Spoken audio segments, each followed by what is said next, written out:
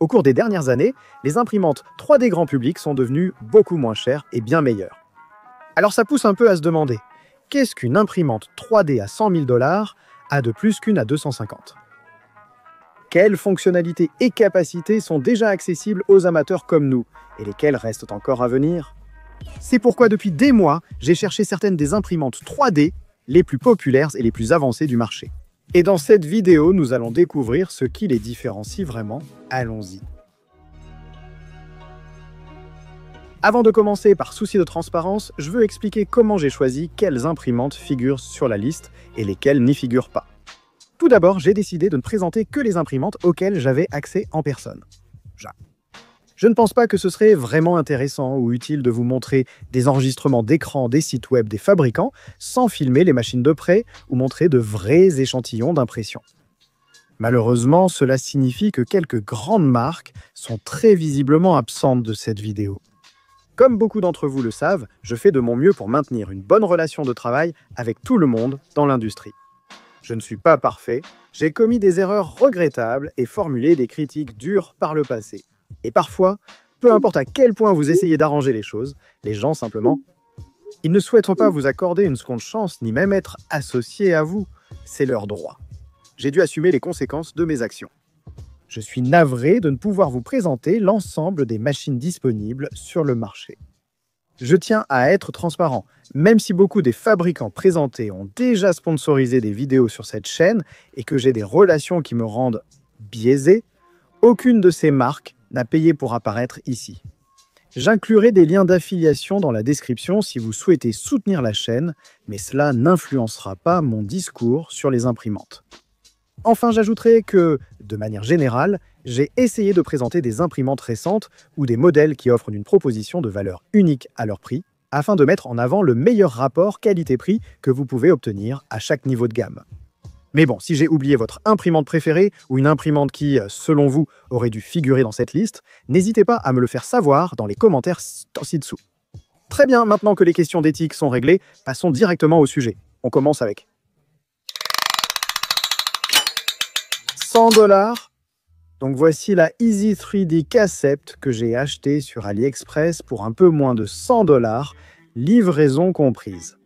Alors, qu'obtient-on pour ce prix? Eh bien, on a un design en porte-à-faux, un volume d'impression de 100 par 100 par 100 mm et la capacité d'imprimer jusqu'à 230 degrés, donc en gros uniquement le matériau pour débutants, le PLA. C'est à peu près tout. Donc pour comparer avec les imprimantes à venir, parlons de ce que vous n'obtenez pas. Tout d'abord, il n'y a pas de support de bobine qui puisse réellement contenir 1 kg complet de filament. Pas de nivellement automatique du plateau, pas de plateau chauffant, pas de plaque de construction en acier à ressort PEI. Il n'y a pas d'écran affichage à cristaux liquides, ni aucun autre affichage pour contrôler l'imprimante. Juste quelques boutons pour des fonctions comme le préchauffage ou le lancement du dernier code sur la carte Secure Digital. Évidemment, il n'y a pas de Wi-Fi ni de contrôle à distance à ce prix-là. Quant à la fiabilité, c'est un peu aléatoire. On peut obtenir de bonnes impressions avec cette machine, mais ce n'est pas toujours constant. Et la vitesse d'impression est, disons-le, lente. Même s'il propose, entre guillemets, des profils haute vitesse pour le Slater Open Source, le plus populaire, Orca Slicer, les impressions prennent généralement environ 6 à 7 fois plus de temps sur la K9. Donc oui, ce n'est pas une super machine. Mais bon, si cela peut aider à rendre l'impression 3D et les sciences, technologies, ingénierie et mathématiques plus accessibles aux enfants, surtout ceux issus de milieux moins favorisés, je suis totalement pour. C'est pourquoi je pense que je vais en faire don à une école voisine, afin que nous puissions passer à notre prochaine imprimante. 250 $. Ensuite, je veux faire un petit arrêt à 250 $, simplement parce que c'est fou pour moi de voir à quel point on peut avoir de la valeur à ce prix-là de nos jours. C'est presque incomparable à l'EUS 3D. C'est toujours une imprimante à plateau mobile et ouverte. Mais on a déjà une zone de construction beaucoup plus grande de 255 mm3. Les vitesses d'impression et la qualité d'impression sont déjà fantastiques. Le même niveau de rapidité et de qualité que la plupart des imprimantes 3D haut de gamme de nos jours, même si parfois la fiabilité peut être un peu inégale. Vous bénéficiez du nivellement automatique du plateau et de la calibration du débit, ce qui permet même aux débutants complets d'imprimer sans difficulté. Elle est équipée d'une buse pouvant atteindre 320 degrés Celsius et d'un plateau chauffant à 110 degrés, ce qui vous permet d'imprimer des matériaux plus avancés. Mais à moins d'acheter un caisson séparé, vous n'imprimerez probablement pas encore de matériaux haute température ou techniques avec celle-ci. Cependant, vous bénéficiez d'un accès web via écran tactile qui vous permet de contrôler et d'imprimer directement depuis le slicer, et vous disposez même d'une intégration cloud pour un accès à distance, si vous le souhaitez. Mais là où cette imprimante se distingue, même face à d'autres au même prix, c'est dans son système multicolore. Oui, pour seulement 259 € et dès le deuxième imprimante 3D de notre liste, vous avez déjà la possibilité d'imprimer avec 4 couleurs, avec une mise à niveau optionnelle jusqu'à 8. Mais contrairement à d'autres imprimantes multicolores à ce prix, la S Pro est à la fois fermée et équipée d'un sécheur de filaments, qui coûterait facilement 100 € ou plus à lui seul. En plus, vous avez même une caméra sur la 5.2, donc oui, vous en avez vraiment pour vos 250 €.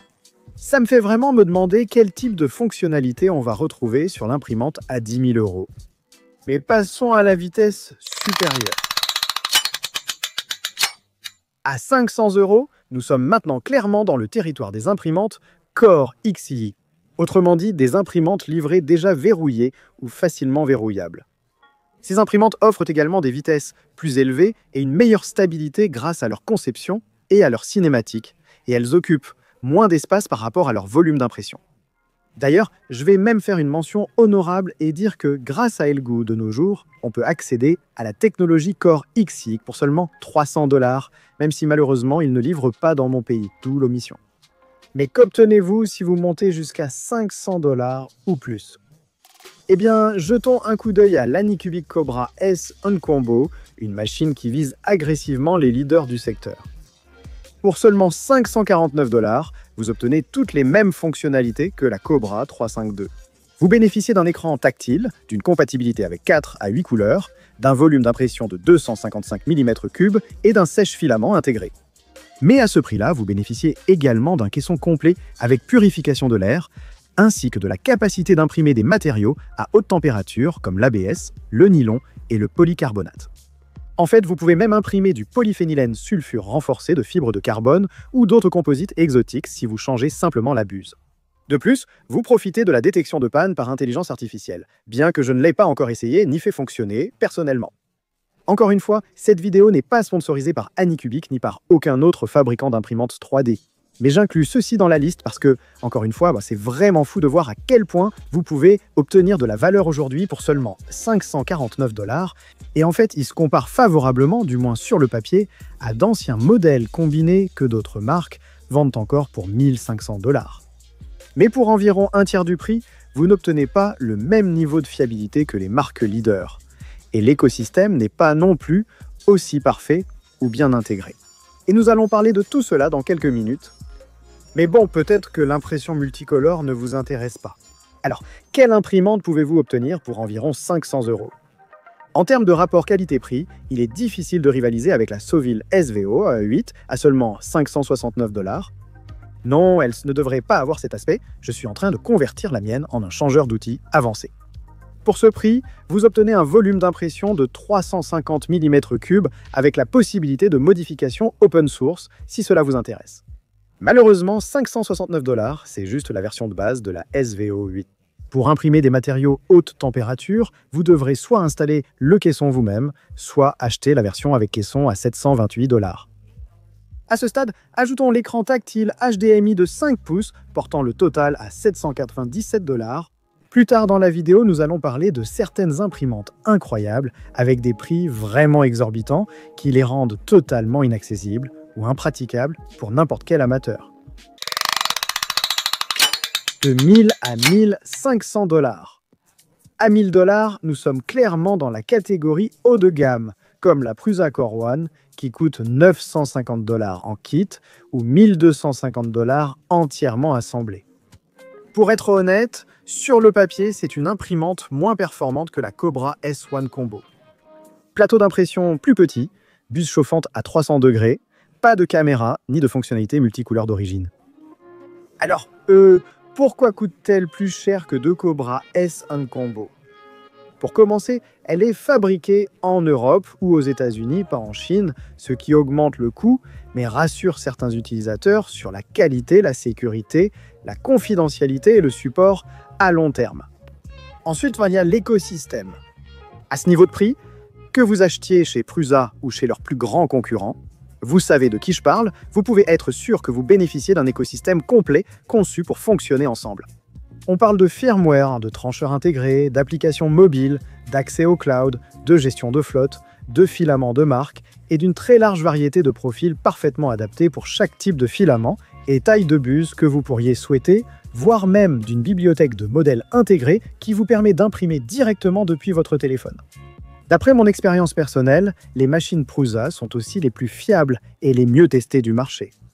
Si vous envoyez une impression correctement tranchée à cette imprimante, dans 99 cas sur 100, elle s'achève sans le moindre problème. Écoutez, j'ai testé beaucoup d'imprimantes 3D au fil des années, et je ne pourrais pas dire ça pour la majorité d'entre elles. Ensuite, il y a le service client. Prusa est la seule entreprise du secteur à offrir un chat d'assistance client en direct 24 heures sur 24 et 7 jours sur 7 multilingue. De plus, le coût est à prendre en compte, ainsi que la qualité et la durabilité. Au lieu du plastique, la Core One est fabriquée en acier, en PCCF et en polycarbonate, bien que certaines marques à ce niveau de prix choisissent d'utiliser du verre.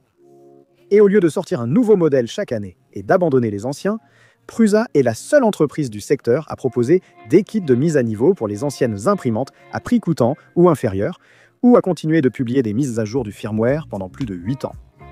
Ces aspects peuvent vous être insignifiants ou indispensables. Mon but n'est pas de vous vendre quoi que ce soit. Mais si vous vous demandez comment Prusa peut vendre ses imprimantes 3 fois plus chères que d'autres, qui, du moins sur le papier, semblent moins performantes, eh bien voilà la réponse. 2500 $. À ce niveau de prix, on est clairement passé au-delà des simples imprimantes 3D. En dépensant autant, vous obtenez beaucoup plus en retour. Au minimum, vous obtenez une double extrusion, c'est-à-dire des têtes d'outils à double buse commutables, plutôt qu'un système d'échange de filaments plus abordable, mais plus lent et plus gourmand en matière. Mais au-delà de ça, vous avez probablement la possibilité de convertir toute la machine en d'autres types de machines également. Prenez par exemple ceci, le Snapmaker Artisan, dont le prix varie de 2599 $ jusqu'à 3747. Cela peut paraître cher, mais vous en avez pour votre argent, ce qui en fait une bonne affaire, en fin de compte. Même avec la version d'entrée de gamme, vous obtenez une imprimante 3D entièrement fermée à double extrusion avec un volume de fabrication de 400 mm3, ce qui est bien plus grand que les modèles phares des autres marques. Mais avec l'Artisan, ce prix inclut aussi tout ce dont vous avez besoin pour la convertir en une machine commande numérique par ordinateur de 200 watts ou en une découpeuse laser, même si celle-ci n'a qu'une faible puissance de 10 watts. Ensuite, si l'on regarde le pack le plus haut de gamme, vous obtenez également un laser de 40 watts, un module rotatif pour usiner ou graver des objets ronds, et même un purificateur d'air. Vous pouvez même ajouter un module laser infrarouge supplémentaire de 1064 nanomètres pour 449 €, ce qui porte le prix total à la somme impressionnante de 4196 €. Mais avec ça, vous êtes pratiquement équipé d'une version grand format de toutes les machines de fabrication possibles dont vous pourriez rêver. Oui, le Snapmaker est un touche-à-tout, mais maître en rien. Vous pourriez par exemple dépasser les capacités de la commande numérique par ordinateur relativement peu puissante de 200 watts, ou constater qu'un laser à diode de 40 watts est moins polyvalent qu'un laser dioxyde de carbone dédié. Mais en échange, vous obtenez une machine assez polyvalente qui peut réaliser la plupart des travaux d'amateurs sans nécessiter tout l'espace d'un atelier. J'ai d'ailleurs réalisé une vidéo complète avec le Snapmaker Artisan pour montrer ses capacités entre les mains d'un parfait débutant en commande numérique par ordinateur comme moi. Donc si vous voulez voir ça, je mettrai un lien ici. Maintenant, comment vais-je sortir d'ici ? 5000 $. En passant à la gamme de prix supérieure, nous avons la Prusa XL qui se situe juste à la frontière entre l'amateur financièrement irresponsable et le professionnel, et c'est donc probablement la machine la plus chère qu'un particulier achèterait jamais. Techniquement, la XL, qui inclut tous les avantages que nous avons mentionnés en parlant de la Core One, commence à seulement 1999 $ pour une version ouverte, semi-assemblée, avec une seule tête d'outil. Mais comme je l'ai dit auparavant, si vous dépassez les 2000 $ avec une machine grand public ou semi-professionnelle, vous en obtenez presque certainement plus. Dans le cas de la XL, cela signifie plusieurs têtes d'outils, ce qui permet une véritable impression multimatériaux. Vous pouvez en obtenir 2 pour 2550 $ ou 5 pour 3550. Mais ensuite, vous ajoutez le kit d'enceinte, que je n'ai pas, et l'assemblage en usine, et vous arrivez à 4550 $. Fait intéressant, Prusa propose également une garantie supplémentaire. Je suppose que c'est parce que la complexité de la XL signifie qu'il y a beaucoup plus de points de défaillance potentiels. Mais cela vous fera maintenant dépasser les 5000 $. Mais bon, au moins, elle est livrée avec 5 kg de filament. Oui, la XL est chère, vraiment très chère. C'est bien plus onéreux que les projets de changeurs d'outils do-it-yourself, désormais disponibles à faible coût. Et oui, la XL a eu un début extrêmement difficile avant que les profils et le matériel ne soient parfaitement réglés et ajustés. Mais aujourd'hui, elle a quasiment la même fiabilité que les autres machines de Prusa, en plus de tous les autres avantages dont nous avons parlé précédemment. C'est aussi un peu la seule option sur le marché si vous voulez une machine à 5 têtes outils, assemblée pour vous, avec une garantie et un véritable support client, du moins pour l'instant. Assurez-vous d'être abonné parce qu'on ne sait jamais. J'ai l'impression que c'est l'une de ces technologies qui va se démocratiser auprès du grand public bien plus tôt que prévu. 10 000 $. Ce n'est pas mon studio, mais vous ne pensiez pas qu'on me confierait une imprimante à 10 000 $, n'est-ce pas? Donc cette énorme machine à ma droite, c'est la Prusa Pro, hors taxe, 4,20 et elle coûte 9 990 $, soit juste en dessous de 10 000 $. Elle comprend 2 têtes d'impression, une à débit ultra élevé pour une impression à une vitesse incroyable, et une autre pour vos matériaux de qualité industrielle qui peut atteindre jusqu'à 500 degrés Celsius.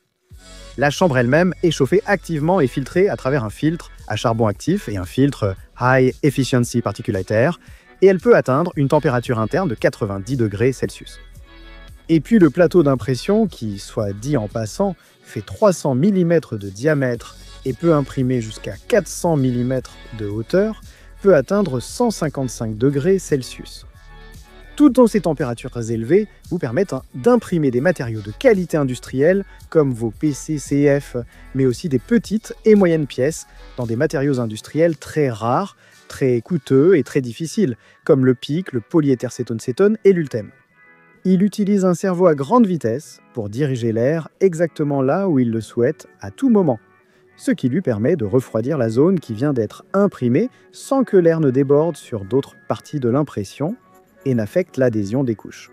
Une chose que j'ai trouvée intéressante en discutant avec les ingénieurs qui ont conçu la hors taxe 90, c'est de comprendre que la différence entre 350 degrés Celsius et 500, ou que la température de la chambre, atteigne 90 au lieu des 50 ou 60 plus courants, ce n'est pas une progression linéaire.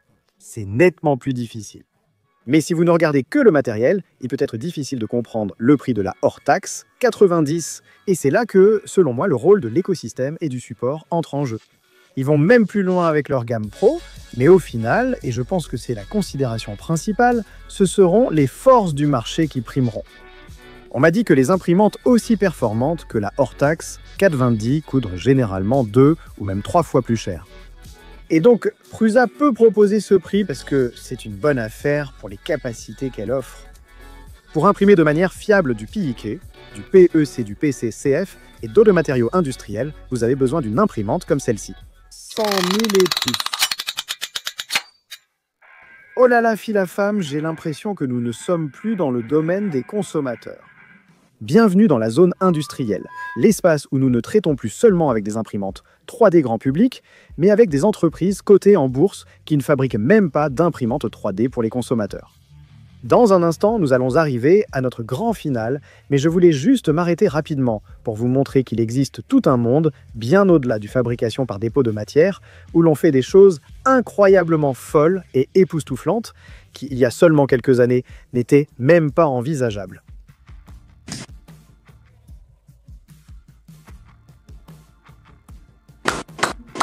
C'est en dehors du cadre de cette vidéo, mais si vous voulez voir une vidéo complète à ce sujet et sur certaines des choses folles qui se passent dans le secteur commercial, laissez un commentaire ci-dessous. Très bien, passons à notre finale. Très bien, fille la femme, nous sommes arrivés au grand final, l'une des imprimantes 3D fabrication par dépôt de matières les plus avancées et performantes au monde. La Stratasys F 3300. Le prix? Eh bien, comme vous pouvez l'imaginer, cela dépend de plusieurs facteurs, comme le forfait de service, la configuration, mais vous pouvez vous attendre à dépenser environ 1 million de dollars, ce qui rend cette imprimante plus chère que la plupart des maisons. Mais pourquoi?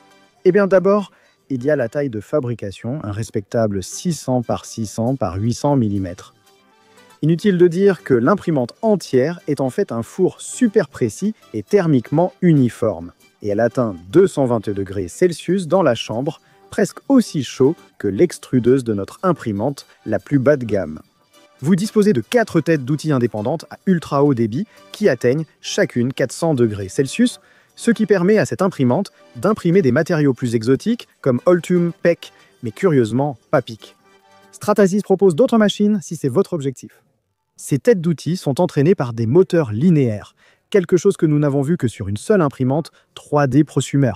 Et ceux-ci offrent un niveau de précision et de répétabilité qui n'est tout simplement pas envisageable sur les machines grand public. On parle ici de seulement 0,067 mm. Et bien sûr, il y a les 4 séchoirs à filaments intégrés qui gardent vos matériaux de qualité industrielle très secs et bien chauds à 120 degrés Celsius, ce qui est de bien au-delà de ce que presque tous les séchoirs grand public peuvent atteindre. Sans parler de tous les systèmes intelligents et des calibrations automatiques que vous pouvez imaginer, y compris la surveillance de l'état de santé et bien plus encore. Mais au final, ce que vous payez dans une telle machine, ce sont les fonctionnalités professionnelles.